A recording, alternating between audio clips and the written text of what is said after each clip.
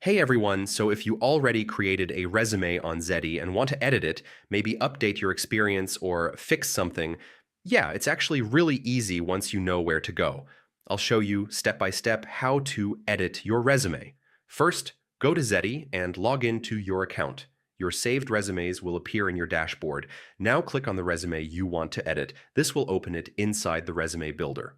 Next, click on any section, like your summary, experience, or education, and start editing the text. You can type directly or use Zety suggestions. You can also add new sections like skills or projects or remove ones you don't need. Just use the section menu on the side. If you want, you can change the design, like colors, fonts, or layout. Zety updates everything automatically, so you don't need to worry about formatting. Once you're done, your changes are usually saved automatically, but it's a good idea to double check everything before downloading. Finally, download your updated resume. Choose PDF or Word if you have a paid plan, or use the text option for free. And that's it. Now you know how to quickly edit your resume on Zety anytime you need to update it.